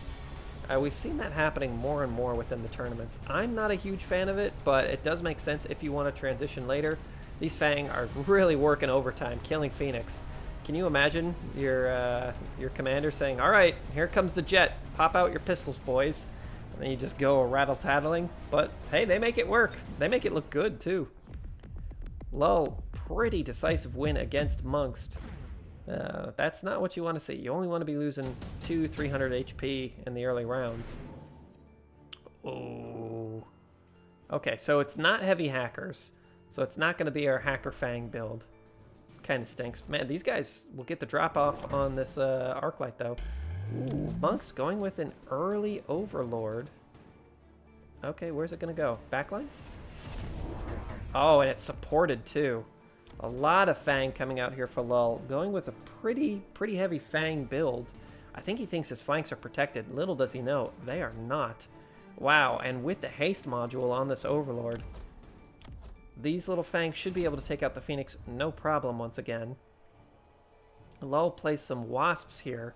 Those Wasps are going to be devastating. They should be able to take out basically everything on this side of the field by themselves. It really comes down to how well this Overlord performs. Let's take a look. Alright, the little Fang are getting in there. Easily able to destroy everything. These guys take out the Wasps, or the Phoenix, no problem. Those Wasps will be able to live through it. See a small group of reinforcements. That might be enough, at least to clear off the crawlers, but definitely not enough to clear off this Overlord. And the Overlord's really going to be moving fast. It can claim the tower. It's definitely not enough, though. I do like it, because it does set up a very aggressive push on that left-hand flank. This Overlord's going to be able to clean up a ton of units and get a lot of XP for itself, too. Of course, claiming these towers is going to earn a lot of XP for these Fang. Kind of tit for tat, but not bad. Fang are almost leveled. One of these Fangs is going to be able to level after killing off this Overlord. Just question is, how long will it take them to kill it? The answer is not too long. I wasn't watching the timer, but maybe 30 seconds. It's a lot of pistols. Lull does seem to have a good control of this game. Enhancement module coming out here from Munqst. Junior manufacturing coming out for Lull. Oh my gosh, and it's going to be Wasps. Wasps for Lull. They did operate very well. Ooh. Looks like he's had enough of these Phoenix. Wasps coming down on this side. Aerial specialization. Very interesting. Man, and there's nothing to contest the Wasps over on this left flank. Yep, these guys should just race forward and do a ton of damage. Initial shot. Oh my. Munqst is playing a very dangerous game by putting all of these Overlords on the flank. I'm all about it. Like, I live for madness, but that's a lot of investment on the flank. Granted, these Fang don't yet have Mechanical Rage or the armor-piercing bullets, so they won't really deal that much damage to the Overlords. But once they start to upgrade, the way that I normally think about it, if I have 4 or more of a unit on the field, it's almost always worth upgrading them. Man, and these little Wasps are going to town on the Overlord. Let's see how it's doing in the center. Man, the Mustang are actually a great pickup here. They're unfortunately being cut down by those tanks. Overlords don't even make it out of their spawn site, and this is going to be a ton of damage coming out on Munqst. Just an absolute ton of damage. Look at all these Fang. Just marching forward like nobody's business. Munqst is very close to dead. He cannot lose another round. Oh my. I mean, he can, but you better not, if you know what I'm saying. Laser sights from Munqst. Senior attack may very well be worth it here. Airdrop. So the other way that I'm looking at things is those specialists, like the senior attack specialist, senior defense specialist, mean a lot more depending on how many units you have. So given that Lull has so many units, getting 30% across the board on all of these guys is pretty good. 30% of 100 is 30, so duh, it's raising your health by 30%. I do like this transition into Mustang, though. I think it's a good decision. It will deal with the Fang very well. There isn't really a lot to deal with the tanks, but it's not a bad play. Munqst also still has this enhancement module. Is there any unit that's really close to upgrading? You could upgrade this Arclight for free, then return it, or then mulch it. Did mulch that unit in the top right, the Overlord. It's just not going to do anything. It's just going to die. And you know what? Actually, these Mustang deal with the Wasps really well as well. Should be able to cut through them without any problem. The last thing that he has to get through are the tanks. And the tanks aren't upgraded, but they still will deal with Mustangs really well. Lull is sitting pretty. Lull can lose two or three rounds and not really worry about it. And you know what? Once these Fang come online, They can be really rough. Lull might even sit on this $400. That'd be crazy if he did, but he has the ability to. Spending 100 and missiles. Did an alright job. Down goes the first Overlord and the only Overlord. Alright, here comes all of these exploding ammunitions. And man, do they work. They work exceedingly good. These units are dropping like flies. Unfortunately, there's nothing to really get through these shields. And although the tanks are here, they're actually getting mulched down by all of these very aggressive Mustang. Mustang do quite well against what's on the field. And this might be a glorious victory for Munqst. Yep, down goes the tower. That slowdown is huge. Man, these Mustang are putting in work. Just giving it the business. Wow. How much damage are these guys at? Jeez. Really great job on all of these units. Alright, Lull is in a little bit desperate of a situation. It might not look like it, but his units got taken apart there. To an enormous degree. Tech spec for Lull, nano repair from Munqst. Really? What is he nano repairing? Ah, there's the war factory, and it's free to get the efficient maintenance. That's very good. 2 fortresses. Fortresses deal. They don't deal with a war factory very well, but they do deal with it, and the fact that they both trade blows before dying. So that's pseudo useful. Let's see what else Munqst does here. 250 bucks. There's the repair kit. 250. Can get the robo punch, and he does. Oh, I love a good robo punching. Not very useful against a whole bunch of Fang, but you know what? I don't think there'll be a lot of Fang here pretty soon. These Mustang are going to make short work of them. This is where getting a line of tanks in front of your Fang would be great. I don't know how much Lull wants to invest into these guys, though. If he does get them all to level 2, they're suddenly putting out a lot more health and a lot more damage. May be worthwhile, or he might just be using these Fang to shield for what is soon to be just mass War Factory. War Factory's up to 160,000 health. Jeez. Alright, man, these Mustang putting in the work, though. Just dealing a crap ton of damage. Is there anything that can stop these brutal Mustang? No. There frankly isn't. There is nothing with enough HP to deal with that. The War Factory's taken a ton of damage off of the fortress. Once it's down, though, there isn't really anything that can deal with the War Factory, besides some Phoenix. I mean, the Phoenix will eventually win this. But, yeah. War Factory's eventually going to clean up a lot of this. Whoever kills it is going to earn themselves a level. I think it's going to be these Phoenix. Nope. Lull takes a huge amount of damage again. Munqst is making quite the comeback. So there just needs to be some armor in front of all of these squishy units to make them last. Senior attack specialist for Lull, yeah? Yeah. What did Munqst pick up? Nothing. Oh, the redeployment. Okay. A unit was mulched there. I'm not sure what. And the missile intercept comes out for Lull's war factories. I'm not sure why. Does the fist count as a missile? It doesn't read like it counts as a missile. I don't know why that's the case. Oh man. Mustang and Fortress are a pretty darn good combo. They cover each other's weaknesses quite well. The problem is positioning. Your Mustang tend to get out of position. Lull also playing some Wasps in the backline where they're almost certainly going to die. But, I mean, it will delay this side by a little bit. He has them on cooldown. Why not use them? Deployment module is not set on a unit yet. There's nothing really that Munqst wants to move. Ooh, Driller Killers coming out on the Crawlers. Subterranean Blitz just means that they'll be able to take a lot more damage as they get into the fight. These Fang are really just feeding XP at this point. Their little shields count for basically nothing. They're able to get some shots off on these Crawlers, but I think getting a line of tanks with these War Factories would be very powerful. Just to have something that can deal a little bit of damage. Man, the War Factories are making quick work of the fortresses, though. Down they go.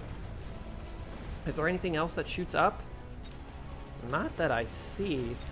Stormcallers are doing a pretty darn good job as well. I don't see any Phoenix left on the field, so these War Factories will eventually win this, I think. They should be able to just absorb a ton of damage. Down it goes. Is there going to be enough HP on this guy? Yeah, he's at half health. These Mustang, although they're scary, shouldn't really be hitting that hard. Yeah, mostly because of the explosive ammunition. Stormcaller's getting some kills in. Not bad. This War Factory should win this. Munqst is going to survive by 138 HP. It's pretty scary. Pretty darn scary. Last legs for Munqst for real now. I said he could survive maybe one round, but... Ooh, Orbital Javelin for both players. Very good. So unfortunately for Munqst, War Factories have a ton of HP. So it definitely won't be enough to kill the War Factory. In fact, if this guy gets leveled up, he's in a tough spot. He's in a really tough spot. And it didn't look like the missile interceptor did work. Oh my god. Lol, what are you doing? Here comes the melting points. Let's see if they're enough. Granted, these War Factories have gone pretty much unsupported throughout a lot of this. There's 2 more of them, which can help. Oh my god, and the redeployment module. Where did it go? Did he move one of those fortresses out of the way? I thought he used to have 3. It may have recycled one, that way he could grab more melting points, which is definitely the play. Until these guys start spawning out Phoenix, it's definitely the play. I would have wanted to upgrade this War Factory, though. I love upgrading my War Factories. Suddenly just having so much more HP, so much more damage. They can, like, 2-shot a giant at that point. 16,000 damage per shot. How much does this guy have? 53,000? Yeah, full volley almost kills him. Not bad. Lots of missiles coming out on both sides. This should take out this fortress pretty well. Maybe... No, it won't claim any of the Mustang. Unfortunately, the fortresses are not the unit to be killing here for lull. It really comes down to these melting points. Can they come online and do the damage? They're shooting. They're killing Fang. It's definitely not the unit they want to be killing, though. Oh, and they're online. Will the first War Factory fall? The answer is definitely going to be yes. Blammo, down it goes. There's 3 more left to do, 2 more left to do. Man, these melting points just behind their little gun lines, able to get in there and just start drilla-killing. Oh, well played here by Munqst. Really well played. I'm not sure if it's going to be enough to kill Lull, but it will certainly, I don't know, 1,200? It might be enough. These Stormcallers need to shoot off 1 more volley if he can. No. It's going to, nope, not enough. It's going to be very close here at the end. Whichever player lives this, or whichever player wins this next round, will win the tournament. Orbital Bombardment coming out here for Lull. Man, that amp core is so strong. It is so good, especially on a melting point. Here come the Phoenix. Just to be spawning out 2 groups of Phoenix a turn. Pretty darn good. If I were Lull, though, I'd put some units, some tougher units at the front. They don't need to be insanely tough, but, you know, just something. Mass shielding coming out for both players. It's that point in the game where actually delaying damage is more important than playing more units. There needs to be maybe another wave of crawlers in the back here for Lull. If I were Munqst, I'd be thinking about some more wave clear myself. Maybe getting some Stormcallers in there just for a couple of random shots to land in and kill the units that I need to have killed. Man, Lull's in a tough spot. Right now, I want to give this game to Munqst, and Munqst has played exceedingly well. Oh, you know what? Having these crawlers spawn acid would be devastating. Absolutely devastating. Lots of melting points coming out. I think that's a great answer. Oh, will it be enough? So you know what is also super annoying? Oh, his Phoenix don't have the respawn tech. Oh, no. If the Phoenix were all spawning out and they had the respawn tech, you can just have a wild amount of Phoenix by the end of it. And with like 10 groups of Phoenix, you can easily take out a couple of melting points. We shall see, though. Here comes the first 4 Phoenix. They should be absolutely melted by the amount of Mustang on the field, though. Yeah, it looks like most of them drop. Should see the next set of Phoenix coming out here, though. Oh, 1 War Factory's already getting melted down. There it goes. Blammo. Oh, there's the second one. Just not enough cover on those War Factories on the left. Really well played here. Well done, Munqst. You want to deal with War Factories? Buy some melting points. Really, really great plays. GG. Lol. I like the War Factory plays, but man, it did not work out in this round. Just too many melting points. These Mustang were exactly what were needed in order to deal with the majority of the chaff. I think just getting a couple lines of tanks really would have helped there. GG. Munqst, well played, well played. We will see you in a moment, actually. Let's see who our winners are. There we have our tournament, everybody. Munqst first place, Lull in second, Wei in third. Congratulations to all these players. Doxun ending up all the way down here in sixth. Unfortunate. Great player. Play Archer actually did very well as well. If you see your name here, congratulations on playing in the tournament. I really appreciate you all joining us for another great Mechabellum tournament. If you like the channel, if you like the content, be sure to like and subscribe. Let me know if there's any other games you'd like me to play or cast, and I will see you in the future. Goodbye.